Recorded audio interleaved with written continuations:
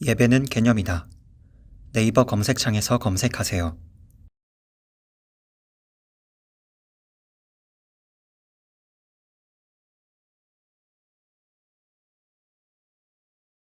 하나님 말씀 오셨습니다. 하나님 말씀 창세기 49장 1절부터 4절까지 말씀. 하나님 말씀은 창세기 49장 1절부터 4절까지의 말씀 보시겠습니다. 구약성경 78페이지입니다. 구약성경 78페이지 창세기 49장 1절부터 4절까지의 말씀. 찾으셨으면 제가 봉독하겠습니다. 야곱이 그 아들들을 불러 이르되 너희는 모이라. 너희가 후일에 당할 일을 내가 너희에게 이르리라. 너희는 모여 들으라. 야곱의 아들들아, 너희 아버지 이스라엘에게 들을지어다. 르우벤아, 너는 내 장자요 내 능력이요 내 기력의 시작이라. 위풍이 월등하고 권능이 탁월하다마는 물의 끓음 같았은즉 너는 탁월하지 못하리니 내가 아버지의 침상에 올라 더럽혔음이로다. 그가 내 침상에 올랐었도다. 아멘. 이 시간은 창세기 203번째 강의가 되겠습니다. 르우벤을 향한 유언이라는 제목으로 하나님 말씀 증거하도록 하겠습니다. 르우벤을 향한 유언. 우리가 이 창세기의 세 족장을 창세기에서는 세 족장이 나오게 됩니다. 하나는 아브라함이고 하나는 이삭이고 하나는 야곱입니다. 우리가 생각했을 때 아브라함이 가장 위대한 족장처럼 여겨질 수 있을지 모르지만 정작 세 명의 족장 가운데서 가장 많은 비중을 두고 그리고 스포트라이트를 많이 비추는 족장이라고 한다면 단언코 야곱이라고 할 수 있을 것입니다. 특히 이제 야곱의 유언의 분량은 다른 족장들의 유언의 분량보다 유난히 많습니다. 많은 이유는 물론 자식이 많으니까 그 자식들에 대한 예언을 하면서 이 예언의 분량이 많아질 수밖에 없겠죠. 그러나 이제 우리가 잘 알고 있는 것처럼 모세의 그 간축 능력으로 따진다고 한다면 얼마든지 줄일 수 있는 사람입니다. 그렇죠? 뭐 969년을 살아도 한 줄로 줄일 수 있는 탁월한 능력을 가지고 있는 분인데 이 야곱의 유언이라고 했을 때 야곱의 유언이 별로 중요하지 않다고 한다면 야곱의 유언도 얼마든지 한 줄로 요약이 가능한 것이 모세의 특징이죠. 근데 모세는 유난히 야곱의 그 유언에 관해서는 많은 분량을 할애하고요. 굉장히 디테일하게 그 유언을 언급하고 있습니다. 오늘부터 우리는 야곱의 그러니까 다시 이스라엘의 12지파를 이루게 될 12명의 자녀들에 대한 이 유언을 살펴보게 될 것입니다. 우리가 이 유언 중에서 12자녀 중에 가장 맏아들인 르우벤의 르우벤을 향한 유언을 우리가 살펴보게 될 것이고 순서대로 이 자녀들에 대한 유언의 내용을 하나씩 살펴보게 될 것입니다. 근데 우리가 이 유언이라고 했을 때 그냥 단순히 유언이라고 생각하지만 사실은 유언이 아니라 신탁입니다. 그러니까 예언에 가깝다는 것. 예언. 사실 야곱은 유언을 한다고 한 거지만 사실은 신탁을 한 겁니다. 예언을 한 겁니다. 창세기 기록자 모세는 이렇게 죽음을 앞둔 야곱이 하나님의 신탁을 받아서 나온 예언을 통해 당시 1차 독자였던 이스라엘 백성들에게 아주 독특한 교훈과 경고를 하고 있는 겁니다. 근데 여러분들이 여기서 좀 놓쳐서는 안 되는 부분들이 있는 것이 무엇이냐 하면 단순히 야곱의 12아들의 미래에 대한 예언이 아니라는 겁니다. 그러니까 이 권면은 예를 들어서 르우벤아 넌 이러니까 넌 앞으로 이렇게 살게 될 거야 라고 얘기하는 것이 아니라 12지파들을 향한 예언이고 나아가서는 복음 시대를 살아가는 우리들이 12지파의 어떤 성향으로 어떤 모습으로 살아가느냐에 따라서 그 모습으로 하나님의 예언, 하나님의 그 축복과 저주의 언약이 성취될 거라고 하는 것을 우리들에게 가르치고 있는 것입니다. 그러니까 여러분들이 이 12지파를 향한 이 야곱의 예언을 잘 묵상을 해야 되는 것이 뭐냐면 우리는 지금 지파는 없습니다. 뭐 어느 동네 가면은 뭐 하늘과 땅을 얘기하는 그런 그 모임이 있잖아요. 신천지라고. 그 사람들은 12지파를 나눕니다. 근데 12지파는 없죠. 12지파는 없는데 문제는 뭐냐면 우리는 12지파 안에서의 나타나는 그 성향적 삶을 살아간다는 거예요. 그러니까 우리가 만약에 르우벤적 삶을 살아간다고 하면 우리는 르우벤에게 내려졌던 그 선고나 그 축복이 우리에게 나타나게 될 것입니다. 놀라운 사실은 뭐냐면 이게 정확하게 성취된다는 거예요. 정확하게. 왜냐하면 하나님의 말씀은 결코 땅에 떨어지는 법이 없기 때문에 그렇습니다.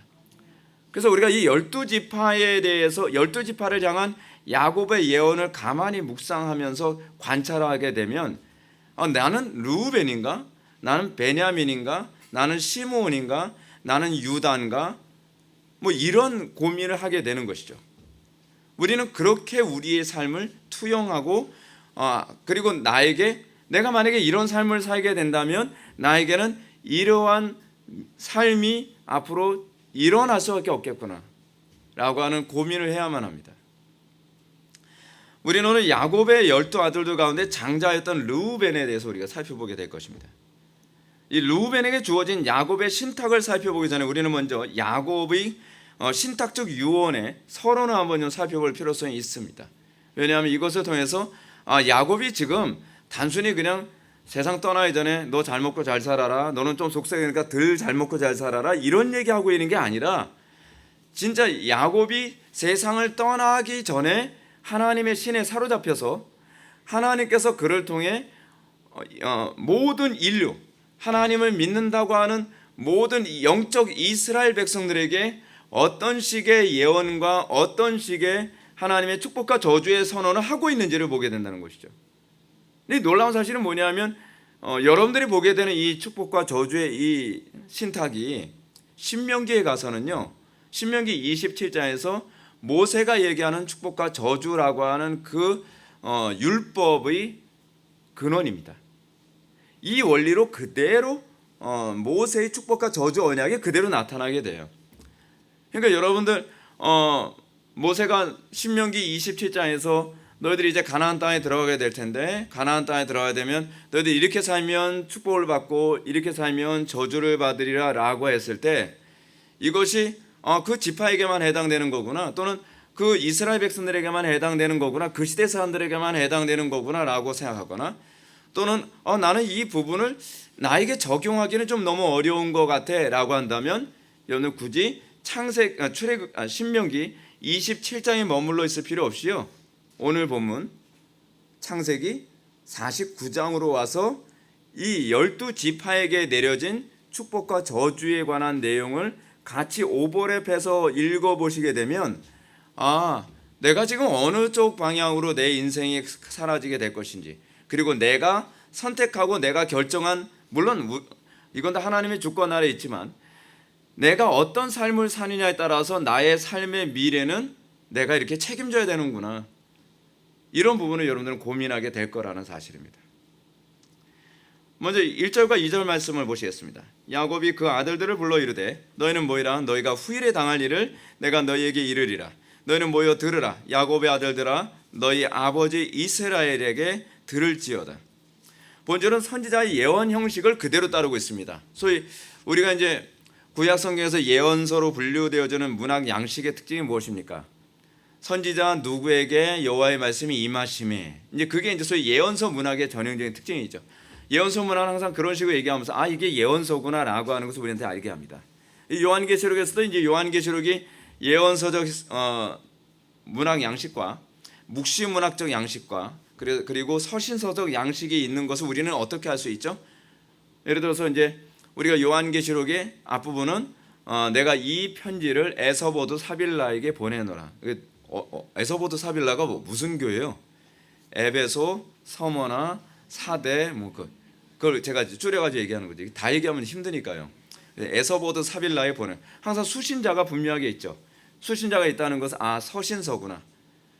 근데 이 서신서 양식만 있는 것이 아니라 또 사도 요한이 뭐라고 얘기합니까? 내가 이것을 이 묵시를 전하노라라고 하면서 이 요한계시록이 어떤 양식을 가지고 있다는 거예요. 묵시 문학적 양식을 가지고 있다는 걸 알 수 있죠.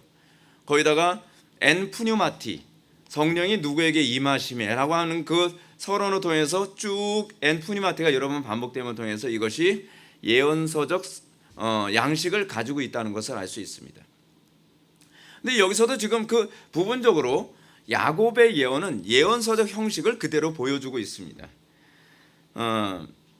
야곱은 자신이 죽기 전에 지난 시간에 우리가 살펴봤던 요셉의 두 아들, 이 두 아들을 불러놓고 유언했죠. 그리고 난 후에 야곱은 나머지 11형제를 하나씩 이제 불러 모아놓고서 유언합니다. 이 유언이 신탁이라는 점은 12형제에게 개개인적으로 부탁한 그런 형식이 아니라 장래에 대한 야곱의 축복과 저주 선언이라는 형식을 가지고 있기 때문에 그렇습니다. 야곱은 자녀들한테 예언하면서 이렇게 얘기합니다. 너희가 후일에 당할 일을 내가 너희에게 이르리라. 그들이 후일에 당할 일을 이루는데요, 그 근거가 뭐냐면 너희들 이렇게 살았지? 그럼 너희들 이렇게 살게 될 거야. 너는 이렇게 살았지? 이렇게 살게 될 거야. 근데 이것이 12지파에게도 동일하게 해당이 되죠. 12지파들도 너희 지파들 이렇게 살면 이렇게 될 거야. 너희들 저렇게 살면 이렇게 될 거야. 이런 식으로 예언이 그대로 이루어지고 이 땅을 살아가는 우리들도 우리가 르우벤과 같은 삶을 살게 되어지면 넌 이런 삶을 살게 될 거야. 네가 만약에 베냐민처럼 살게 되면 너는 이렇게 살게 될 거야. 너희가 유다처럼 이렇게 살게 되면 이렇게 살게 될 거야. 너희들 시므온처럼 살게 되면 이렇게 될 거야 라고 하는 그 양식으로 예언이 계속적으로 우리에게 주어진다는 사실입니다. 그래서 야곱이 한 말을 살펴봅시다. 야곱은 지난 시간에 요셉의 두 아들에게 했던 이미 하나님께서 계획하신 일을 자녀들에게 말하는 식으로 얘기하고 있습니다. 어떤 식으로요? 완료형으로. 그러니까 어떤 면에서는 이렇게 될 거야라고 하는 축적성이 아니라 이거를 이제 우리가 신학적으로 뭐라고 하냐면 신적 저 표현을 자꾸 까먹는데 한동안 안 쓰니까 자꾸 까먹네요. 그냥 완료형으로 쓰고 있는 거예요. 완료형으로. 야곱의 표현 중에서 우리가 관심을 가지고 있어 봐야 될 한 구절이 있는데요. 그것은 후일에 당할 일이라고 하는 표현이고요. 그래서 후일이라고 하는 말, 이 말이 히브리어로 베아하리트 하야밈이라고 하는 히브리어를 사용하거든요. 이 베아하리트 하야밈이라는 말은요, 그냥 이렇게 직역을 하면 이렇습니다. 날들의 끝에. 이걸 좀 우리가 한자어로 얘기하면 뭐가 되죠? 종말에. 이게 종말이에요. 이게 지금 유대인들, 히브리인들이 흔히 하는 그 언어적 습관이 있습니다. 그것이 뭐냐면 하나님의 언약이 성취되어지는 날이라는 말을 그들은 종말에라는 말을 사용해요. 그게 종말론이에요. 종말론은 주님께서 오셔서 이 인류가 끝나는 그 시점을 얘기하는 표현이 아니라 하나님의 언약이 성취되어지는 시점을 얘기하는 표현입니다. 그러면 하나님의 언약이 성취되기 전까지는 현상이 안 나타나겠죠. 그렇죠? 그러니까 이제 예를 들어서 이제 오늘 르우벤에 관해서 얘기하는데, 르우벤아, 하나님의 언약이 비로소 내가 얘기한 대로 성취가 되면 이런 현상이 나타나게 될 거야. 그 우연이라고 생각하지 마라. 네가 행한 대로 하나님께서 이렇게 행하시는 거야. 축복과 저주의 언약이 그대로 일어나는 거야. 그래서 여러분들 그 사도행전 2장에 보게 되면은 말세에 요엘서를 인용하면서 사도 요한 베드로가 말세라고 얘기하잖아요. 그럼 이 말세라고 하는 히브리어가 사실은 요거고요. 영어로 in the last day 뒤에 s가 붙죠. 그렇죠? 그러니까 마지막 날들이에요. 마지막 날들이란 말은 무슨 얘기냐면 하나님의 언약이 성취되어지는, 구약에서 예언했던 그 예언이 성취되어지는 날들이죠. 그것이 초림부터 재림까지의 기간입니다. 우리는 그 예언이 성취되어지는 이 카테고리 안에서 우리가 살고 있는 겁니다. 그렇다면 우리가 관심을 가져야 되는 것이 무엇이죠? 하나님께서 어떤 사람에게 어떤 식으로 약속을 성취하시는지에 대해서 우리가 관심을 가져야죠. 우리의 삶이 이렇게 어떤 현상이 일어날 때 이것이 우연히 일어나는 게 아니에요.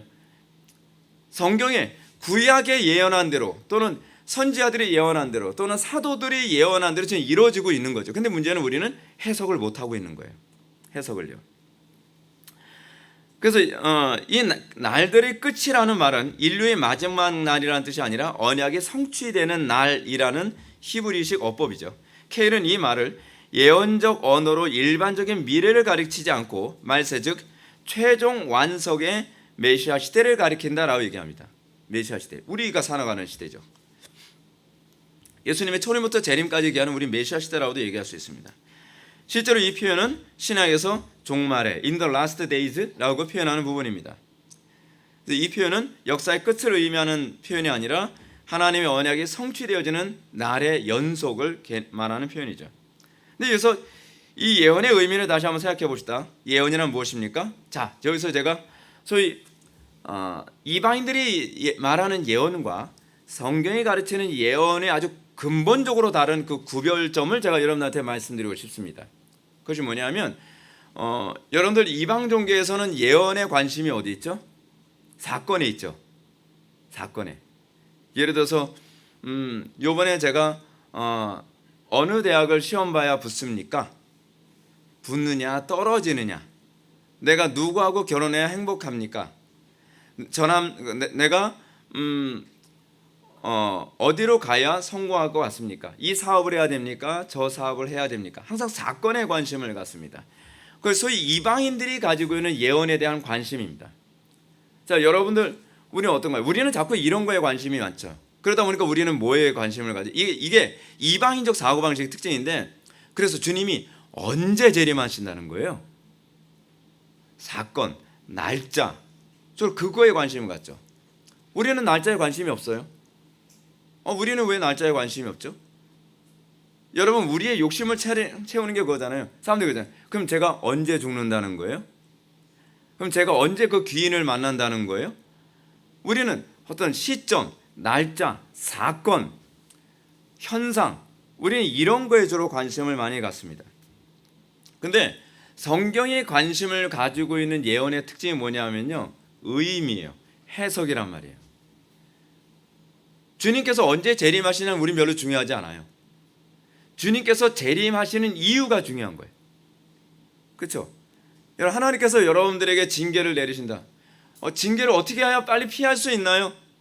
어떻게 해야 이 고난을 빨리 접을 수 있나요? 어떻게 해야 내가 행복하게 살 수 있나요? 우리는 주로 그런 거에 관심을 갖는데, 성경은 너희들에게 징계가 내려진 이유가 뭘까? 너에게 지금 복을 주신 이유가 뭘까? 네가 왜 이런 직장에 들어간 것일까? 여러분, 어떤가요? 같은 예언이라고 하는데 우린 다르죠. 우리는 앞으로 어떻게 되든 건 중요한 것이 아니라 그 안에서의 의미, 원리, 그거에 우리는 더 많은 관심을 갖습니다. 성경이 말하는 예언은 미래에 일어나야 될 특정한 사건에 대한 예견이라기보다는 현재 하나님께서 하신 약속을 근거로 해서 미래에 반드시 일어날 수밖에 없는 것을 다루는 데 관심을 가지고 있어요. 여러분, 어떤가요? 여러분들은 우리는 이런 기도 많이 해요. 하나님, 저도 행복하게 살고 싶어요. 하나님, 저도 성공하고 싶어요. 하나님, 저도 돈 많이 벌고 싶어요. 그럼 하나님께서는 왜? 항상 주님은 우리에게 그거에 관심이 많으시거든요. 도대체 왜 성공하고 싶은 건데? 왜 행복하고 싶은 건데? 우리는 그거에 별로 관심이 없어요. 그리고 우리는 그것이 하나님께 영광이 되느냐 안 되느냐는 별로 관심이 없죠. 우리는 뭐에 관심이 있죠? 행복할 수 있냐? 우리는 얼마나 복될 수 있냐? 그래서 여러분들, 우리는 그러잖아요. 어느 기도원에 갔더니 어느 기도원 원장님 기가 막히게 잘 맞춰. 그 쪽집게야. 그럼 이 사람들 그 용한 그 기도원 원장 만나러 굉장히 많이 가잖아요. 미리 알아서 뭐 하려고요? 그렇잖아요. 근데 우리는 흔히 이렇습니다. 원장님한테, 원장님, 저한테 이렇게 고난이 많은지 고난을 피해 가려면 어떻게 해야 될지 모르겠어요. 그럼 이제 뭐 해야 돼? 너 11조 안 했구만. 11조 토해내. 이게 되게 유치한 거거든요. 하나님의 영광에는 아무 관심이 없어요. 결국 내 삶을 어떻게 하면 더 육신적으로 편안하고 안락하고 안전하고 즐겁고 행복하게 살 것인가에 모든 초점이 맞춰져 있는 거죠. 이런 차원에서 우리가 하나님의 언약에 대한 이해가 없이 특정한 사건 여부에만 관심을 갖는다고 한다면 미래를 안다는 건 아무 의미가 없습니다. 그것은 신앙이 아니라 그냥 미신인 거예요. 미신. 여기서 성경적 예언과 미신적 예언에 구별되죠. 좀 더 이해할 수 있게 말한다면 예언은 역사의 주관자 되신 하나님께서 성경에 약속하신 대로 어떻게 일이 진행되고 있느냐에 관한 관심이거든요.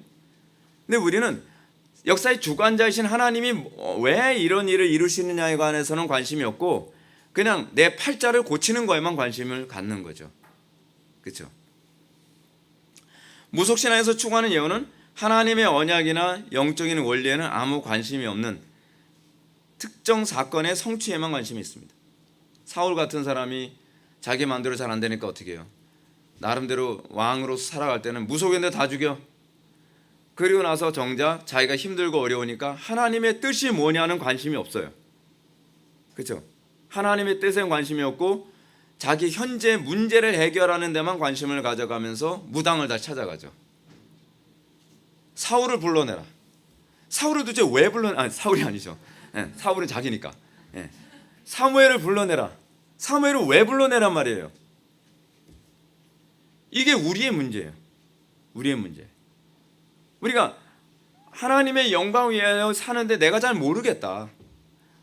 하나님의 뜻을 잘 모르겠다. 그래서 하나님의 뜻을 알고 싶어서 그래서 사무엘을 찾아가는 것이 아니라 현재 나에게 주어진 문제. 사무엘 선지자, 어떻게 해야 내가 이 왕권에게서 유지할 수 있나요? 어떻게 해야 이 전쟁에서 이길 수 있나요? 어떻게 해야 이 위기를 모면할 수 있나요? 굉장히 무속적이죠. 그 예언은 우리 신앙과 아무 관계가 없어요. 그래서 맨날 기도는 원장 따라다니면서 뭐 기도받고 예언 기도받고 신앙 성장하는 사람 봤습니까? 아니 그냥 무속인이에요. 그냥 무속 신앙인 거예요. 그러나 성경적 예언은요, 내가 원하는 직장이나 대학에 들어가거나 내가 원하는 사람과 결혼하는 것, 이거에 관해서 뭐냐, 하나님 이것이 하나님께서 기뻐하시는 겁니까? 기뻐하지 않는 것입니까? 이것이 복입니까? 이렇게 하는 것이 복입니까? 이렇게 하는 것이 저주입니까? 이런 얘기죠. 우리는 어떤가요? 우리는 그렇게 생각하잖아요. 무조건 서울대 가면 복이라고 생각하고 하버드나 스탠포드 같은 데 들어가면 복이라고 생각하죠. 좋겠다. 그게 복일지 저주일지는 가봐야 아는 거예요. 하나님하고 멀어진다면 그건 저주죠. 우리는 항상 관심을 가져야 되는 것이 이것이 하나님을 영화롭게 하는 것이고 이것이 하나님을 가까이 하는 것입니까? 우리는 거기에 관심을 가져야 된단 말이에요. 근데 우리는 내 욕심으로 모든 것을 결정하고 모든 걸 판단하죠. 그리고 그것을 우리는 복이라고 생각하죠. 그리고 간증합니다. 비록 주일 성수도 잘 안 했고 신앙생활 개떡같이 했지만 우리 딸아이가 열심히 공부해서 이번에 서울대학교 약대에 들어갔습니다. 비록 약한 데를 들어갔지만 그게 무슨 의미가 있죠? 그게 간증거리인가요? 부끄러워할 거리잖아요. 그런데 문제는 사람들이 하나님 중심적으로 생각하지 않고 항상 자기 중심적으로 생각하다 보니까 똑같은 예언이라도 주님이 언제 오시냐를 관심을 갖는 그런 예언조차도 어때요? 굉장히 이기적이죠. 오늘 본문으로 다시 돌아갑시다. 제가 여러분에게 말씀드린 것처럼 야곱은 지금 예언을 하고 있습니다. 그는 지금 죽음을 앞두고 하나님의 신탁을 받아서 선지자적 행위를 지금 하고 있는 겁니다. 그러므로 그의 예언은 하나도 틀리지 않고 다 성취될 것입니다. 그러나 그 예언은 특정한 어떤 사건의 성취와 관련된 예언이라기보다는 후대의 모세를 통해서 선언하게 될 신명기의 축복과 저주 언약과 그 원리가 같은 일이 벌어지게 될 겁니다. 그렇다면서 율법은 예언입니다. 율법이 왜 예언이죠? 축복과 저주가 이미 율법에 다 나왔으니까요. 저는 이렇게 살면 어떻게 되나요? 성경에 다 나와 있어. 너 이렇게 살면 저주받을 거야. 너 이렇게 살면 축복받을 거야. 이미 성경에 다 예언이 나와 있잖아요. 다른 게 예언이 아니에요. 여러분 거기서 못 벗어납니다. 성경이 가르치는 그 말씀대로 살면 하나님께서 뭐라 그래요? 내가 복 위에 복을 더하여 주리라. 하나님께서 예후에게 뭐라고 얘기합니까? 내가 이 나라를 떼어서 너한테 줄게. 근데 네가 내 말대로 예후 말고는 여로보암으로 얘기합시다. 여로보암에게 내가 솔로몬이 하도 못된 짓 해서 내가 이 나라를 내가 떼서 내가 너한테 줄 테니까 네가 다윗이 갔던 길을 걸어가게 되면은 너의 나라가 무궁하겠지만 네가 만약에 범죄하고 악한 길을 걷게 되면 너의 나라는 너의 왕조는 끝날 거야 라고 얘기를 하시죠. 그 예언이죠. 그 자체가. 근데 결국 어때요? 말씀 그대로 됐죠. 순종을 안 하니까 결국 그 여로보암의 왕조가 끝나버리잖아요. 그게 예언입니다. 이걸 통해서 우리는 얼마든지 앞날을 예견할 수 있죠. 점친다는 얘기가 아니라 하나님의 뜻을 알게 되는 거죠. 이 세상 주관자가 하나님이시니까. 그죠? 그래서 우리는 어떤 특정한 사건 자체에 대한 관심보다는 하나님께서 이것을 기뻐하시느냐, 하나님께서 이것을 미워하시느냐에 주로 이제 관심을 갖게 됩니다. 우리는 그러죠. 하나님께서 미워하셔도 당장은 형통하는데 뭐. 하나님께서 미워하신다고 성경에 기록됐지만 지금 형통하는데 잘 되는데 내 마음대로 척척 잘 풀리는데 가보라는 거죠. 가보라는 거죠. 그게 이제 교만인 거죠. 하나님 참 웃기네. 하나님 있으면 나와보라 그래. 그거하고 똑같은 거예요. 그렇죠? 하나님께서 말씀하셨으면 말씀대로 이루어지는 겁니다.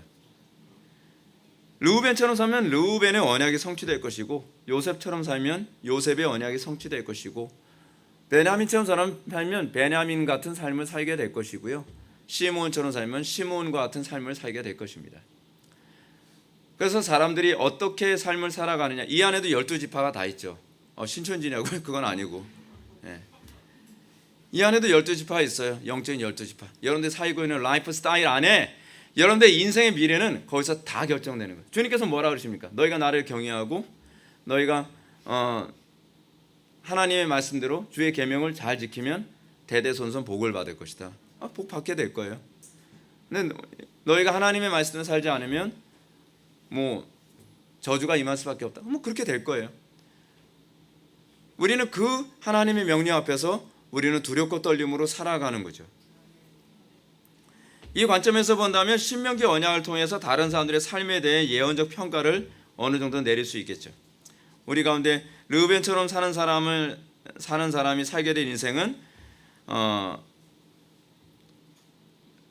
야곱이 진단하는 그대로 나타나게 될 것입니다. 야곱은 자기의 12아들들에게 예언을 하면서 모이라는 말과 또 들으라라는 말을 반복해서 언급합니다. 너희는 모이라, 너희는 모여 들으라. 이스라엘에게 들을지어다. 그래서 들으라고 번역된 말은 히브리어로 샤마이라고 합니다. 샤마이가 뭐냐고요? 쉐마의 단수형입니다. 그리고 신명기 6장 4절에 이스라엘아 들으라고 하는 이 쉐마, 정확히 얘기하면 뭐예요? 청종하라죠. 들으라, 청종하라. 청종하라는 뭐예요? 듣고 따르라, 듣고 따르라, 듣고 따르라. 항상 히브리인들에게 관심이 뭐냐면 따르는 데에 초점을 맞춰서 들으라는 거예요. 근데 우리의 타락한 본성은 따르는 데는 관심이 없고 정보를 얻는 데에만 관심이 있죠. 그 하나님께서 굉장히 가증히 여기시는 거죠. 이 말은 이스라엘 백성들에게는 절대로 잊지 말고 듣고 행하라는 절대 규례와 관련된 표현입니다. 근데 야곱은 이 절대 규례를 말하여 듣고 지키게 하기 위해 뭐예요? 듣고 지키려면 뭐부터 해야 돼요? 컴퓨터를 켜야 되나요? 어떻게 해야 돼요? 모여야죠. 사도 바울이 그래서 그 얘기하는 거예요. 마지막 때가 가까이 올 때 모이기를 피하는 어떤 자들의 습관같이 하지 말고 때가 올수록 더욱더 뭐라고요? 모이기 힘쓰라. 이게 사실 구약적 개념이 그대로 다 나오고 있는 부분입니다. 근데 우리는 마지막 때가 점점 가까이 올수록 모이기를 싫어해요. 왜냐하면 개인주의가 점점 판치게 될 것이기 때문에. 여러분, 우리 사람 만나면 피곤해요. 그리고 사람들 만나러 오는 것도 피곤해요. 그 먼 거리. 우리가 모이는 게 얼마나 성가십니까? 이 자체가 다시는 다 뭐예요? 자기 희생이고 자기 부인이거든요. 근데 지금 여기서 뭐라 그래? 물론 뭐 힘들지는 않겠죠. 야, 모여.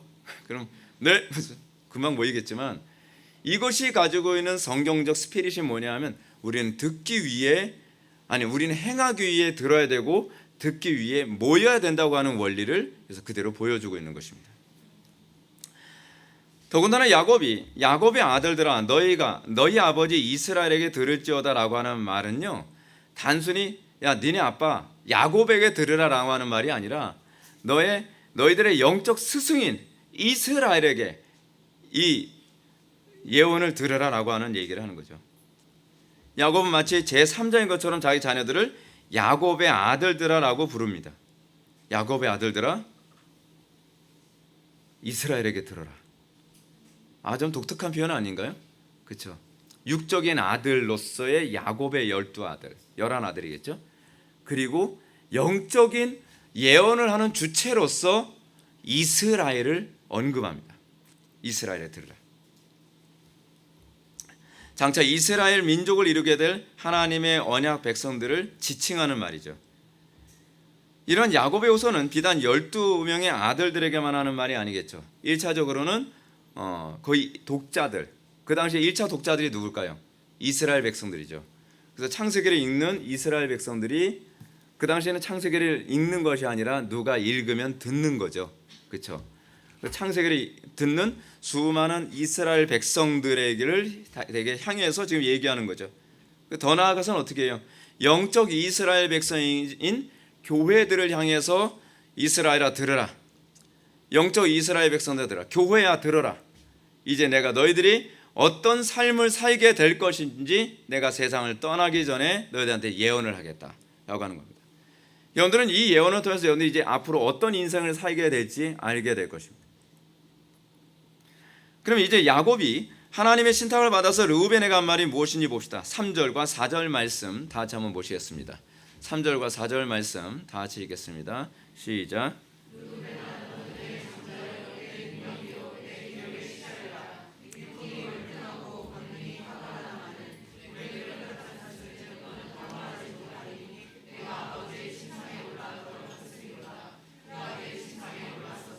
아멘. 야곱이 먼저 언급한 사람은 르우벤입니다. 그럴 수밖에 없죠. 르우벤이 장자니까요. 야곱은 그의 탁월함에 대해서 먼저 언급합니다. 근데 언급하는 이유가 있어요. 이제 좀 있으면 알게 될 겁니다. 르우벤에 대한 탁월함을 이렇게 얘기합니다. 너는 내 장자여 내 능력이여 내 기력의 시작이라. 위풍이 월등하고 권능이 탁월하다라고 얘기합니다. 야곱은 지금 르우벤의 그 월등함에 관해서 언급하고 있습니다. 르우벤의 찬사가 어떠냐면 너는 탁월하다. 넌 탁월하게 태어났다.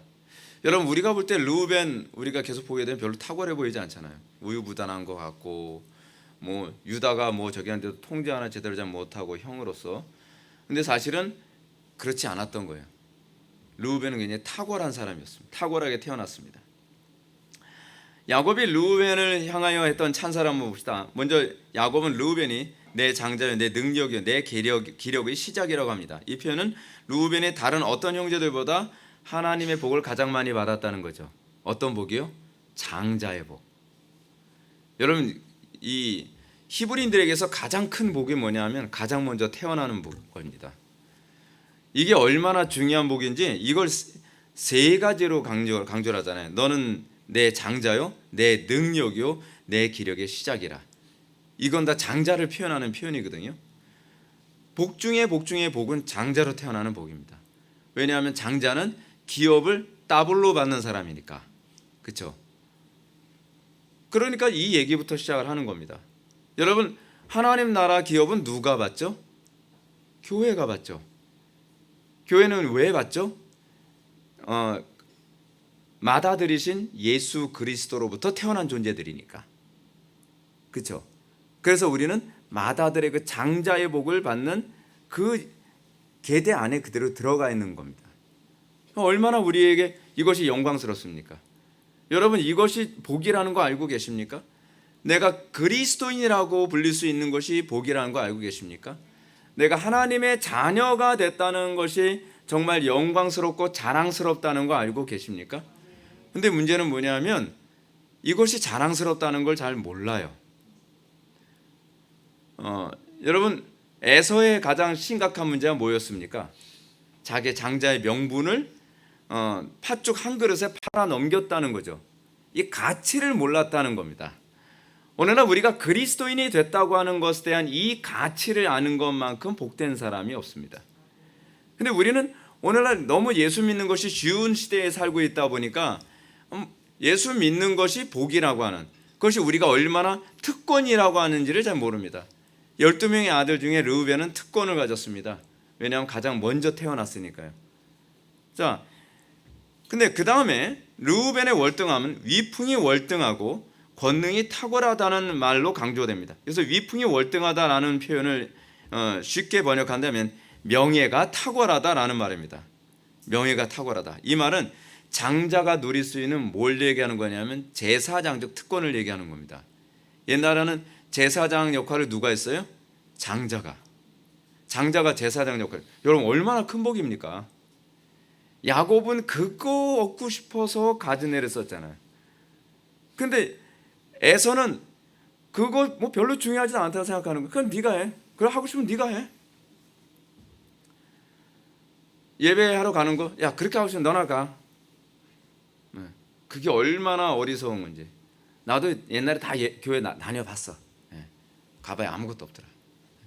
가봐야 아무것도 없긴. 이쁜 자매 엄청 많은데. 여러분 문제가 뭐예요? 그 가치를 모르니까 그 가치를 그냥 마치 팥죽 한 그릇에 팔아치우듯이 그냥 재미있는 세상 놀이에 그냥 팔아치워버리죠. 그렇죠? 그 가치를 모르니까. 지금 단순히 그냥 장자가 아닙니다. 단순히 기업을 더블로 받는 것으로 끝나는 문제가 아닙니다.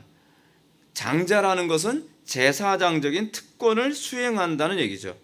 족장 시대는 한 가족의 가장이 제사장직을 수행하고요, 장자가 그 제사장직을 물려받았습니다.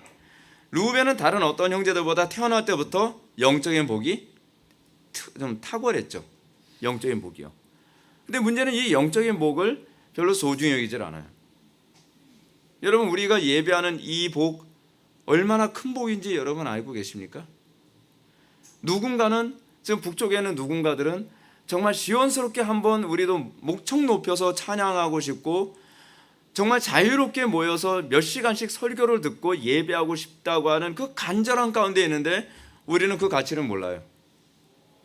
우리는 또 예배당 가야 돼. 또 오늘 또 주일이야. 진짜. 여러분 그건요 진짜 저주받을 소리입니다. 이 가치를 모를 때에 에서가 되는 것이고, 에이 에서라, 그렇게 되는 거죠. 그런 사람이 르우벤이 되는 겁니다. 우리 성경에 그런 인물들을 굉장히 많이 보게 됩니다.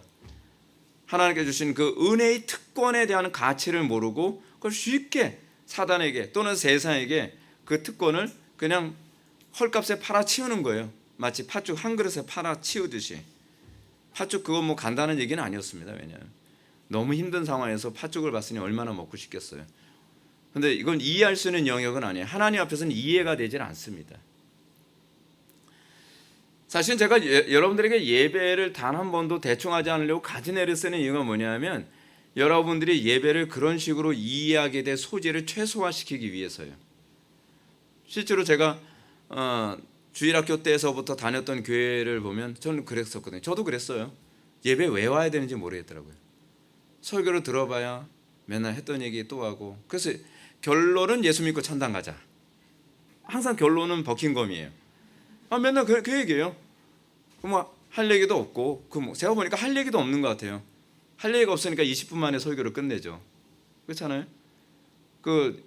저쪽 부평에 좀 큰 교회, 어떤 교회 보게 되면 제가 20대 때 정말 수요 예배 그래도 한 번 좀 제대로 한번 드리고 싶어서 큰 교회는 좀 뭔가 낫겠지 갔더니 그냥 뭐 그날 있었던 일, 오늘의 일기, 비둘기가 좀 날아다니고 그리고 가을바람 불고 뭐 그런 얘기로 그냥 한 20분 보내고 기도합시다. 그럼 당연히 우리는 그것이 특권인지 모르는 거죠. 이건 창살 없는 감옥이죠. 그래도 꼭 예배를 와야 되나? 근데 저는 그렇게 생각하지 않도록 해서 나름대로 최선을 다하고 있는 겁니다. 나름대로겠죠. 하여간 르우벤에 대해서 그리고 또 하는 말이 야곱은 권능이 탁월하다라고 얘기합니다. 그래서 권능은 가족을 통솔하는 능력을 얘기합니다. 그 권한을 부여받았죠. 장자로 태어났다는 것 자체만으로 영적으로는 두 개의 분깃을 자기가 얻게 됐고, 또 하나는 뭐예요? 제사장의 직분을 수행할 수 있게 됐고요. 또 하나는 뭐냐면 가족을 통솔할 수 있는 이 통치권까지 부여받았습니다. 근데 이 통치권이 어떤 통치권이냐 하면 우리 때하고는 달라요. 이 당시에는 전시 통치권이에요. 어디서 많이 듣던 얘기죠. 무슨 군사용어 같잖아요. 전시의 장자가 가족들을 지휘할 수 있는 권한을 얘기합니다. 장자가 집합, 우리 지금 전쟁해야 된다. 막내는 부비틀에 설치, 알았지? 뭐 이런, 네, 너는 전쟁 앞으로, 뭐 이런 거, 이거를 장자가 이제 총 지휘 체계를 그렇게 갖게 되는 거예요. 이런 능력의 언급은 르우벤의 우월성을 단순히 영적인 것에만 있지 않고 육적인 것에도 있었음을 잘 보여주는 겁니다. 자, 근데 그 다음이 중요합니다. 그 다음이 야곱은 이렇게 르우벤의 탁월성을 언급한 다음에 뭐라 하냐면 너는 탁월하지 못하리니라고 예언합니다. 여기서 우리는 야곱이 앞에서 르우벤의 우월성 언급하면서 넌 탁월했다, 넌 탁월하다라고 얘기합니다. 탁월하다, 예테르라는 표현을 두 번이나 사용합니다. 첫 번째는 위풍이 월등하고, 이거 탁월하다는 얘기거든요. 그러니까 위풍이 히브리어 원문은 예테르예요. 위풍이 탁월하고 권능이 탁월하다라는 말로 해서 탁월하다는 말을 유난히 강조하고 있습니다. 근데 너는 탁월하다, 너는 탁월하다, 그러나 너는 탁월하지 못하리라 라고 얘기하고 있는 겁니다. 이거 굉장히 시적인 표현을 사용하고 있는 거죠. 그죠? 운율이 있습니다. 그러면 왜 탁월한 조건을 가지고 태어났음에도 불구하고 그는 왜 탁월한 삶을 살지 못할 것이라고 얘기하는가? 자, 제가 그냥 얘기할게요. 우리는 탁월한 조건을 받았습니다. 우리는 예수를 믿게 됐고, 우리는 하나님의 은혜 안에서 말씀을 듣고, 그리고 우리는 어떻게 인생을 살아야지 되느냐에 관한 성경적인 가이드를 계속 받고 있습니다. 우리는 탁월합니다. 너는 탁월하고 너는 탁월하다. 근데 문제는 탁월한 삶이 안 나온다는 것이 문제입니다. 오늘날 교회 위기가 그거 아닌가요? 교회는 탁월하도록 부름받은 사람들의 모임입니다. 어느 시대든지 교회가 들어가는 곳은 탁월해졌습니다. 교회가 들어가면 세상은 탁월해졌습니다. 왜냐하면 그리스도인이 탁월했기 때문에. 그건 역사가 입증하는 바입니다. 근데 교회가 타락하기 시작하면, 교회가 자기 자신이 하나님의 백성이라는 것을 부끄러워하고, 그 교회가 자기에게 주어진 소위 영적인 특권뿐만 아니라 전시적인 특권들, 그렇죠? 이런 모든 특권들을 소홀히 여기면 그들에게는 어떤 현상이 나타나냐면 탁월함이 없어지게 됩니다. 이게 지금 한국 교회, 아니 전 세계 교회를 향해서 보게 되는 아픔입니다. 탁월하라고 얘기하면 기분 나빠합니다. 굳이 그렇게까지 살아야 되나요? 아니, 우리는 탁월하도록 우리는 부름받은 존재거든요. 탁월해야 돼요. 그렇지 않으면 여러분들은 르우벤이 될 수도 있어요. 그래서 탁월하지 못하리라는 저주, 이걸 킹 제임스 성경지에서 뉴 킹 제임스 버전으로 제가 이제 번역을 해서 읽어드리면 unstable이라고 하는 단어를 사용합니다. unstable as water. 그러니까 제가 그냥 읽어드릴게요. 물과 같이 불안정하였으므로 너는 더 이상 탁월하지 못하리라. 여러분, 이 번역이 굉장히 좋은 번역입니다. 우리 번역은 어떤 식으로 됐죠? 물처럼 끓는 것처럼 번역을 했거든요. 뉴 킹제임스 버전의 번역은 우리 개역성경보다 원문에 훨씬 충실하게 번역을 했습니다. 한글 성경에서는 물의 끓음 같은 즉이라고 번역했거든요. 근데 원문은 이 부분을 물의 불안정함 같은 즉이라고 얘기합니다. 이렇게 표현한 이유가 있어요. 이는 unstable as the water라고 하는 이 물과 같이 불안정함으로써 이 가득 차 있음의 불안정성을 얘기하는 거예요. 탁월하다는 것은 마치 이 컵 안에 물이 가득 차 있는 것과 같은 상태를 얘기하고자 하는 거거든요. 근데 잘 보세요. 가득 찰수록 뭐가 위험하죠? 조금만 흔들려도 물이 넘치죠. 경계선을 쉽게 넘는단 말이에요. 이게 바로 르우벤의 문제였다는 거예요. 이거 흔들어도 안 넘치잖아요. 탁월하지 않기 때문에 그렇습니다. 히브리어 원문을 보게 되면은 너는 탁월하지 못하리라 라고 되어 있습니다. 우리 한글 성경은 마치 너는 탁월하지 못하리니 라고 얘기하는 것이 앞으로 탁월하지 않을 걸 라고 이렇게 이해되어질 수 있는 그런 느낌이 있는데, 여기는 단정적입니다. 그냥 완료형으로 얘기하고 있습니다. 신적 수동으로요. 너는 탁월하지 않아, 넌 탁월해질 수 없어 라는 식으로 단정적으로 얘기하는 겁니다. 이 한국말에는 이게 막 빼버리는 게 많이 있잖아요. 우리나라, 그러니까 영어 같은 경우에는 왜냐하면 하게 되면 이게 for를 사용하잖아요. 전치사. 근데 그 전치사 for 정도는 그냥 과감하게 그냥 그 삭제해버리는 게 우리나라 해석의 특징이다 보니까 여기서 그 부분이 빠졌어요. 히브리어로 키라고 하는 히브리어가 있는데 전치사 왜냐하면이 해당되는 부분이거든요. 왜냐하면이 빠졌어요. 왜냐하면 너는 탁월하기 때문에.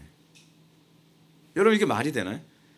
탁월함이 너로 하여금 탁월하지 못하게 만드는 원인이 되었다라고 얘기하는 겁니다. 따라서 본문을 읽으면서 야곱의 의도를 바르게 이해하려면 핵심만 제가 짚어서 이렇게 제가 설명할게요. 르우벤아, 너는 탁월하고 탁월하지만 그 탁월함이 물 같은 불안정 때문에 결코 탁월하지 못하리라. 왜냐하면 너는 내 침상을 더럽혔기 때문이다 라고 얘기하는 거예요. 근데 여기서 이 부분도 여러분들 오해해서는 안 되는 게 뭐냐면, 그가 탁월하지 못했기 때문에 침상을 더럽힌 것이 아니라 그의 이 불안정함이 침상을 더럽히는 원인으로 작용했다는 거죠. 그러니까 다시 얘기합시다. 르우벤이 침상을 더럽혔기 때문에 탁월하지 못할 거다라고 얘기하는 것이 아니라 네가 탁월하지 않았기 때문에 침상을 더럽히게 됐다는 얘기예요. 다른 얘기죠. 다른 얘기. 우리는 마치 야곱이 네가 아버지의 침상을 넘봐 그래서 내가 저주를 한다. 너는 탁월해지지 못할 거야 라고 우리는 이 본문을 그렇게 이해하는 경향이 있단 말이에요. 근데 이 본문은 사실 그런 의도가 아니에요.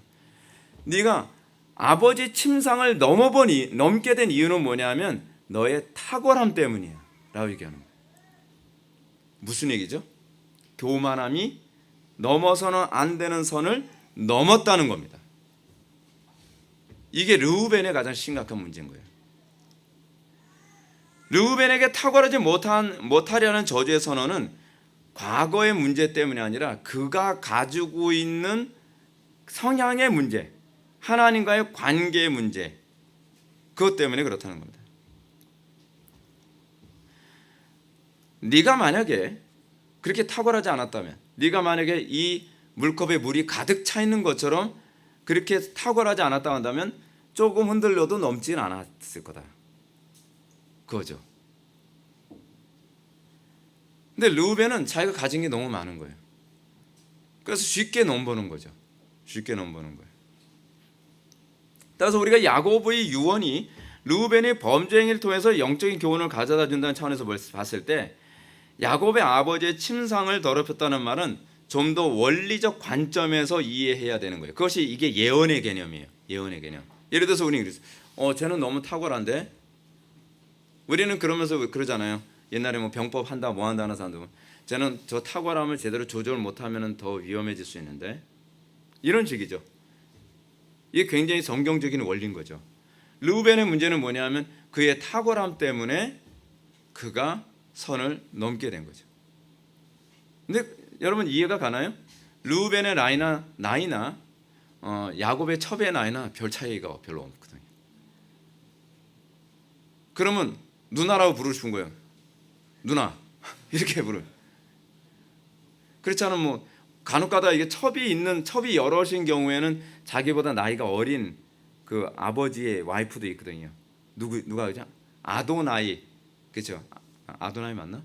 아도나이가 주란 뜻인데, 다윗의 그 와이프가 큰 아들보다 나이가 어렸잖아요. 이런 현상들, 그걸 일종의 탁월함이라고 얘기할 수 있죠. 이 예언은 아버지 침상을 더럽힌 특정 사람들에게만 해당되는 가르침으로 이해하면 곤란합니다. 여기서 얘기하는 원리적 개념이 무엇이냐면, 르우벤이 왜 아버지의 침상을 더럽힐 수밖에 없었는가에 관한 그 개념을 얘기하므로 향후 이스라엘 백성들 가운데서 르우벤과 같은 지파들에게는 이런 하나님의 진노와 심판이 임하게 될 것이다 라는 부분을 지금 예언하고 있는 것입니다.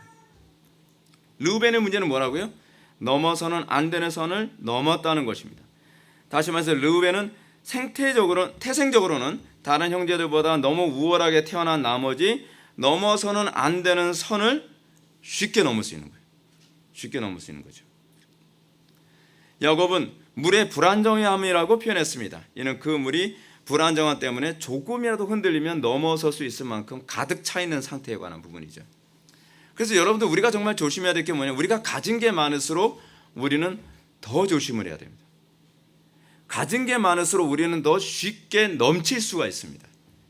가진 게 많을수록 우리는 그 흔들림 앞에서 우리가 선을 쉽게 넘을 수 있다는 거죠. 이것은 교만한 자들에게 흔히 나타나는 태도입니다. 우리가 흔히 보게 되는 것처럼 교만한 자들은 넘어서는 안 될 선을 쉽게 넘습니다. 왜냐하면 자기가 너무 탁월하니까. 그렇죠? 자기가 탁월하니까 쉽게 넘는 겁니다. 너무 잘생기면 쉽게 선을 넘죠. 그래서 그래서 제가 하나님께 내가 참 감사한 게 뭐냐면 주여 감사합니다. 그러죠. 묻지 마세요. 감사합니다 그래요. 월권행위를 쉽게 할 수 있죠. 내가 다른 사람보다 머리가 더 뛰어나면 그만큼 월권행위를 쉽게 할 수 있죠. 근데 이 모습이 마귀의 모습이었다는 거예요. 근데요, 마귀가 그 모습이었기 때문에 마귀가 아담과 하와를 미혹하는 방식에 있어서도 동일한 원리로 미혹을 합니다. 아담과 하와는 탁월했거든요. 탁월했기 때문에 아담과 하와를 그렇게 넘어뜨리는 겁니다. 너는 탁월하기 때문에 너는 하나님이 될 수 있어라고 생각해요.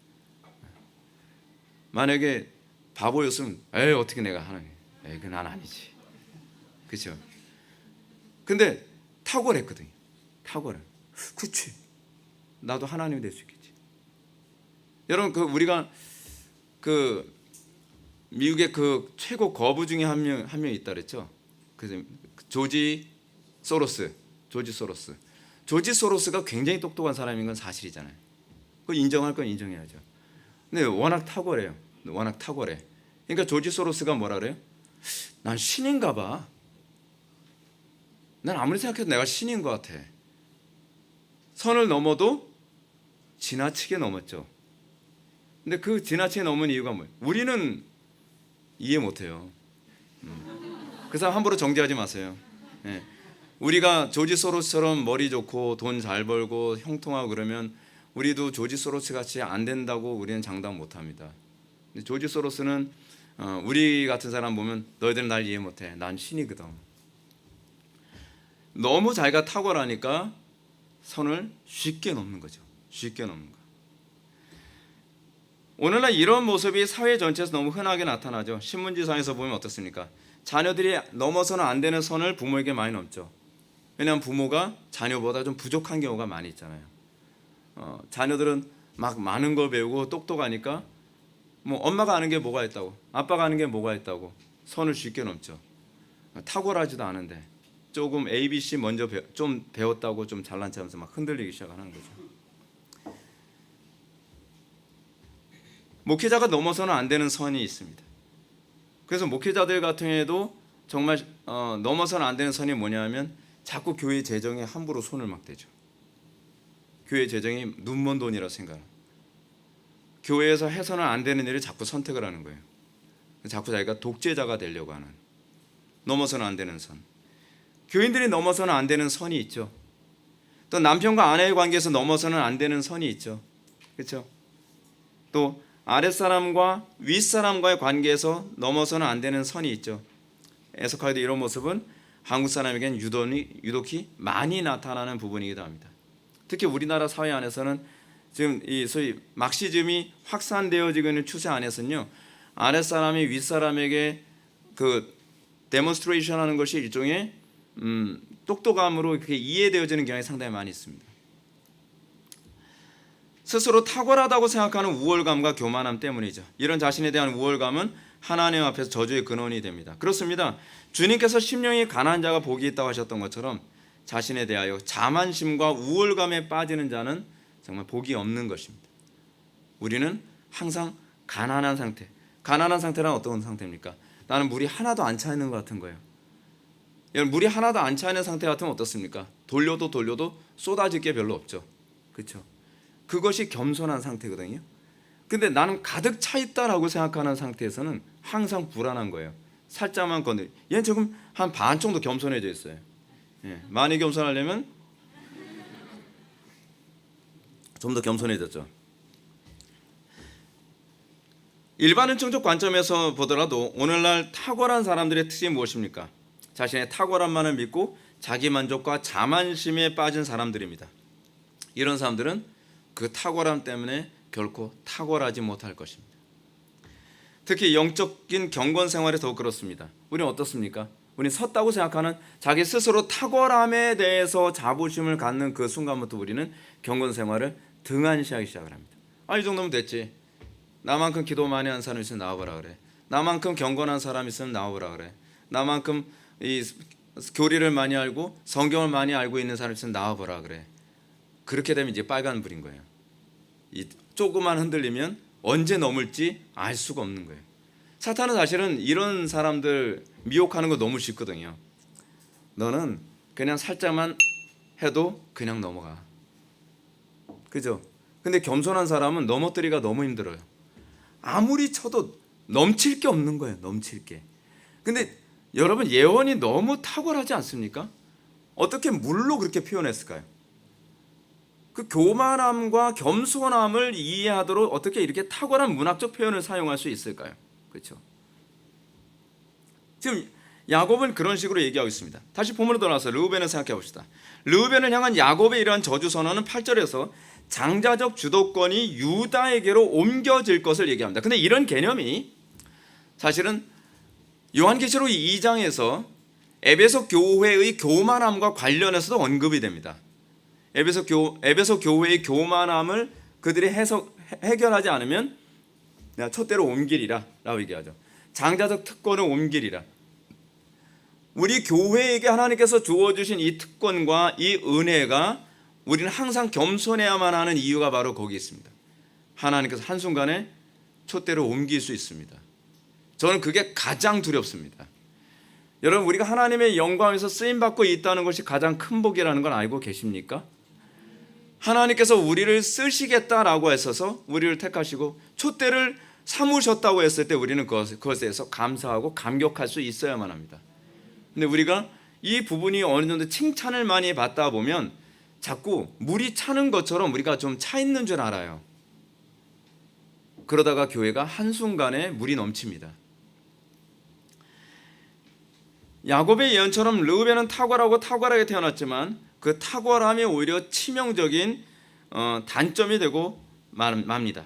그러나 이런 야곱의 신탁은 단지 르우벤 지파에게만 해당되는 예언이 아니죠. 모든 시대에 제2, 제3의 르우벤은 계속적으로 나올 것이라고 얘기하는 것이고, 이스라엘 백성들도 너희들도 정신 못 차리면 어느 지파가 르우벤 지파처럼 될지 모른다라고 얘기하고 있습니다. 여러분들 알고 계시나요? 르우벤 지파의 이 교만함 때문에 하나님께서는 르우벤 지파에서는요 사사가 단 한 명도 안 나와요. 이게 얼마나 두려운 얘기입니까? 하나님께서 르우벤 지파로부터 촛대를 옮기신 개념이죠. 이 예언은 다윗의 아들 압살롬에게서 이제 그대로 성취되죠. 이게 르우벤에게만 성취되는 것이 아니라 압살롬에게도 그대로 성취됩니다. 압살롬은 우리가 잘 아는 것처럼 외모나 지성이나 말이나 모든 면에서 탁월했던 사람입니다. 정말 잘생겼다 그러잖아요. 정말 외모가 수려하고 키도 크고 정말 잘생겼다 그러죠. 근데 그 탁월함이, 그 교만함 때문에 이 압살롬이 넘어서는 안 되는 선을 넘습니다. 그 결과 그는 비참한 치유를 맞아요. 그거는 야곱의 예언이 성취예요. 구약의 인물 가운데 여러분 영적 르우벤 하면 또 떠오르는 사람 있죠. 사울. 오늘 사울 완전히 박터지네요. 사무엘상 9장 2절에 보면 성경의 기자는 사울이 얼마나 준수한 소년이었는지를 이렇게 언급합니다. 이스라엘 자손 중에 그보다 더 준수한 자가 없고 키는 모든 백성보다 어깨 이만큼 더 컸더라 라고 합니다. 근데 문제는 이 탁월함이 사울에게 오히려 단점으로 처리되는 거죠. 그런 초기의 전쟁터에서 계속된 승리를 맛보는 왕으로서 사람들의 찬사를 받았던 사람입니다. 근데 그가 이 탁월함에 심취하기 시작하자 제사장만 드려야 될 제사장의 선을 넘어버리죠. 그 탁월함 때문에 내가 그래도 왕인데, 내가 이렇게 탁월한데 내가 왜 그거 하면 안 돼? 선을 넘어버립니다. 물이 넘듯이 또 넘죠. 근데 여러분 흥미로운 게 뭐냐면요, 사울이 저지른 죄가 굉장히 많은데 이 죄에 대해서 굉장히 심각하게 다뤄요, 하나님께서. 그래서 하나님의 신이 사울에게서 떠나는 중요한 단초가 됩니다. 물론 사울의 입장에서는 그럴 수밖에 없었겠죠. 근데 이유가 어찌되었든 그건 하나님께서 그를 저울질하기 위한 수단이었거든요. 너 이래도 너 겸손하게 선을 안 넘을 거야? 이래도 안 넘을 거야? 이래도 안 넘을 거야? 우리는 하나님께서 우리를 저울질하실 때 정당한 명분이라고 생각될 수 있는 것으로 우리를 저울질합니다. 그래도 넘어서는 안 되는 거죠. 근데 그는 자기의 우월감 때문에, 왕이라고 하는 우월감 때문에 그 선을 넘게 됩니다. 우리가 이 다윗도 한번 생각해 봅시다.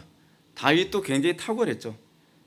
그는 탁월했음에도 불구하고 일평생 하나님 앞에서 무리 불안정 같은 태도를 견제하지 않았습니다. 그는 사울이 자기를 죽이려고 하는 절박한 상황. 여러분, 사울 그 죽여도 되는 거 아니에요? 저 정도면은? 정도 것이지. 도망자 생활을 1, 2년도 아니고 10년 넘게 계속 도망자 생활하고, 게다가 사울이 제사장 무리들을 죽였어요. 그리고 백성들이 굉장히 힘들어하고 고통스러워요. 주변에서 사울을 죽이십시오. 사울을 죽이십시오. 저 죽여도 되는 거 아닙니까? 저 정도면 되는 거 아닙니까? 다윗이 사울을 죽일 만한 능력이 없어서 안 죽인 거 아니죠. 다윗은 탁월합니다. 그 탁월한 능력 가지고 왕을 죽일 수 있는 기회도 있었고, 근데 그 기회를 하나님께서 다시 제공하셨거든요. 그렇죠? 딱 기회를 제공하고 네가 선을 넘나 안 넘나 보자. 근데 다윗은 겸손했거든요. 그 상황에서도 절대로 물이 넘침같이 그는 이 선을 넘지 않습니다. 그럼에도 불구하고 여러분, 다윗이 천하의 다윗인데도 불구하고요, 다윗이 영적으로 긴장감이 흐려졌을 때, 그가 하나님과의 관계가 문제가 생겼을 때 다윗은 또 선을 넘게 되죠. 건드려서는 안 되는 부하의 아내를 건드립니다. 선을 넘은 거예요. 근데 이때는 항상 하나님과 관계가 불안정할 때 나타나는 현상이죠. 사랑하는 성도 여러분, 이것이 우리가 신앙생활하면서 결코 잊어서는 안 될 예언입니다. 우리가 오늘 르우벤을 향한 이 예언을 바라보면서 우리는 과연 어떻게 살아야만 하는가? 하나님께서 정해 놓으신 질서가 있잖아요. 하나님께서 정해 놓으신 그 질서 앞에서 내가 내 정당성 때문에 선을 넘을 수 있는 것이 아니라, 나는 비록 정당하다라고 생각한다 하더라도 하나님께서 정해 놓으신 선을 넘었을 때에 하나님께서는 그것에 응당한 징계를 내리실 거라고 하는 이 예언적 유언을 우리는 귀담아 들어야만 한다는 사실입니다. 우리가 영적 르우벤이 되지 않도록 주의해야 된다는 거죠. 근데 우리가 이 영적 르우벤이 되게 만드는 중요한 원동력은 내가 섰다고 생각했을 때, 내가 좀 우월하다고 생각했을 때, 내가 뭔가 좀 다른 사람의 타의 추종을 불허할 정도의 탁월함이라는 것이 생기게 되었을 때에 우리는 여기서 이 유혹을 마귀로부터 받습니다. 마귀는 끊임없이 이 기회를 놓치지 않습니다. 넌 탁월하잖아. 탁월한 네가 선악을 알게 하는 남의 실과 정도 따먹는 거 괜찮은 거 아니야? 그 탁월하다고 하는, 내가 탁월하다고 생각하는 그 부분이 나로 하여금 이 저주 가운데 떨어지게 만든다는 사실입니다. 그러나 여러분, 이 부분은 잘난 사람들만 빠지는 유혹은 아닙니다. 오늘날 페미니스트들이 얘기하는 그 페미니즘처럼 부부관계에서도 나타나고요, 부모와 자녀의 관계에서도 나타나고, 스승과 제자의 관계에서도 나타납니다. 우리는 어떤 식으로 나타날 수 있죠? 나는 젊고 너는 늙었어 라고 하는 차원에서도 우리는 이 선을 넘는 경우가 많이 있죠. 요즘 그런 경우 얼마나 많이 있습니까? 젊은 사람들이 약한 사람들을 괴롭히고, 그것 또한 내 탁월함을 가지고 있는 교만함이죠. 난 이 정도 탁월하니까, 그러다고 해서 당신 나한테 저항 못하잖아. 그래서 노인들에게 함부로 대하고, 그죠? 자신의 삶이 조금이라도 형통하고 마음이 부유해지면 누구에게나 흔히 나타날 수 있는 부분입니다. 이 함정은 조금이라도 느슨한 태도를 견제하면 사단은 즉각적으로 치고 들어옵니다. 왜냐하면 항상 사용하면 잘 먹혀 들어가는 방법이거든요. 실제로 여러분은 조금만 형통하고 남들에게 칭찬을 듣게 되면 쉽게 경솔해지거나 무례해지지 않습니까? 쉽게 선을 넘게 되지 않습니까? 자꾸 자신의 우월감을 드러내려는 욕심에 빠지고 넘어서는 안 될 인간관계선을 함부로 넘고 싶은 그 충동을 느끼게 되지 않습니까? 우리는 항상 겸손을 위해서 기도해야만 합니다. 겸손해지면 웬만큼 흔들려서는 선을 넘지 않습니다. 덜 겸손해져서 그렇습니다.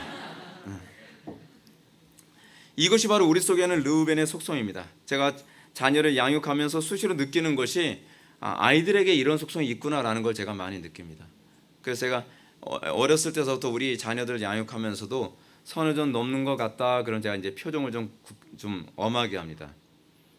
그럼 아이들이 왜 그러지? 이제 그런 눈치를 채죠. 선을 넘었어, 선을 넘었어. 사실 여러분, 자녀들 양육할 때 그거 훈련해야만 합니다. 자녀들한테 항상 긴장하는 태도, 어른들을 대할 때, 부모를 대할 때 긴장하는 태도를 견제하기 위해서 지금 내가 선을 넘고 있는 건지 넘지 않는 건지를 감지를 하도록 훈련을 시켜야만 합니다. 요즘 아이들이 굉장히 무례한 이유가 뭐냐면 자기가 선을 넘는 게 뭔지 아예 모르는 거예요. 어렸을 때서부터 그렇게 훈련된 적이 없는 겁니다. 어른한테 함부로 하고 그냥 넘어서는 안 되는 선을 너무 쉽게 넘는 거죠. 부모와의 자녀와의 관계, 그리고 형과 아우와의 관계, 스승과 제자의 관계, 모든 관계 안에서 여러분 군대에서 우리 그거 배우지 않나요? 군대에서 남자들이 배우는 게 뭐냐면 선 넘지 않는 훈련부터 합니다. 이등병 되면은 정말 제약받는 게 너무 많아요. 그 당연히 이등병 때 우리는 가서 뭐 그냥 사제에서 하던 대로 행동해도 된다고 생각을 하는데 고참들은 그렇게 못하게 합니다. 하다못해 밥을 먹을 때 우리는 학교 일상적으로 밥 먹을 때 밥 이렇게 먹잖아요. 그러면 그 고참이 그런다. 야, 이게 진짜 무지 빠졌다. 뭐 왜 빠졌는지 모르는 거예요. 뭐가 빠진 건데요? 저 예의 다 지켜놔요. 야, 네가 짬밥이 얼마나 됐다고 식탁에다가 한쪽 팔을 올려놓고 그냥 이것부터 시작해서 이거요 한 상병 돼야 가능합니다. 어디 이등병이. 근데 이게요 사람 괴롭히려고 하는 것이기도 하지만 괴롭히려고 하는 거예요. 근데 그러면서도 여기서 질서와 넘어서는 안 되는 선이라는 걸 자꾸 배워가는 거예요. 근데 그 훈련이 되면서 어떻게 보면 군대가 질서가 잡히는 거예요. 군대가. 근데 이게 없어지기 시작을 하니까 단순히 밥상에 팔 올려놓는 게 뭐가 문제라 이거 자체는 문제가 안 되죠. 이거 자체는. 근데 이런 선 하나하나를 다 넘게 되어지면서 전쟁 때는 어떻게 돼요? 돌기 앞으로 내가 뭔데? 기껏해야 너하고 나하고 나이가 동갑인데 뭐 선을 막 넘는 거죠. 그렇죠? 근데 이런 문제가 생겨. 군대는 거의 나이가 동갑이거든요. 동갑이거나 한두 살 기껏해야 차이가 나는 정도. 그럼에도 불구하고 군대가 전쟁이 가능한 것은 선이 넘어서는 안 되는 선이 있다는 것에 대한 훈련됨 때문에 그런 거거든요. 근데 하나님의 군대 안에서도 이건 반드시 지켜져야만 합니다. 이게 안 지켜지면 영적 전쟁이 전혀 수행되지 않는 거죠. 잠언 29장 21절도 그렇지 않습니까? 저는 이 본문 말씀 가지고서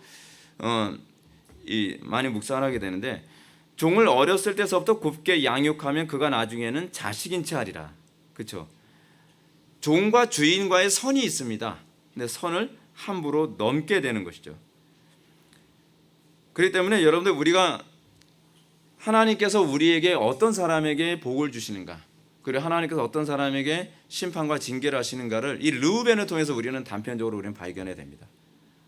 요약하면 이거죠. 하나님이 교만한 자를 물리치시고 겸손한 자에게 은혜를 주신다는 사실입니다. 우리가 삶 속에서 정말 우리가 깨달아야 될 부분이 너무 많습니다. 하나님과의 관계 안에서 우리는 과연 내 물은 과연 어느 정도 상태에 있는가를 항상 점검하시고 나는 과연 흘러 넘치려고 하는 그런 아슬아슬한 경계선에 있는가. 그렇지 않으면 나의 물은 사탄이 아무리 흔들어도 잘 넘치지 않을 정도로 나는 겸비한 상태에 있는가. 다윗이 이런 얘기하던 거 기억납니다. 다윗이 사울에게 내 딸을 내가 너에게 내 아내를 주겠다. 그러니까 다윗이 그리고 또 주변 사람들이 그 왕의 딸하고 결혼해서 사위가 되는 게 어떻겠냐라고 했을 때 제가 어떻게 해요? 저한테 미천한 놈이, 저는 굉장히 천한 놈이고 저는 양치기밖에 안 되고, 그것이 오히려 그에게 자기를 보존하게 만드는 요인으로 작용한 것이죠. 여러분들에게 이 겸손함이 여러분들 것이 되기를 주님의 이름으로 축원합니다. 기도하시겠습니다. 사랑이 많으신 하나님, 우리가 오늘 이 시간 르우벤을 통하여서 정말 우리가 하나님 앞에서 항상 겸손한 상태를 유지하는 것이 얼마나 유익한지를 다시 한번 깨닫게 되었습니다. 우리가 영적 르우벤이 되지 않도록 은혜를 베풀어 주시고 삶 속에서 날마다 여호와를 경외하며 하나님께서 정하신 질서와 선을 지킬 줄 아는 지혜를 허락하여 주옵소서. 예수님의 거룩하신 이름으로 기도 올렸나이다. 아멘.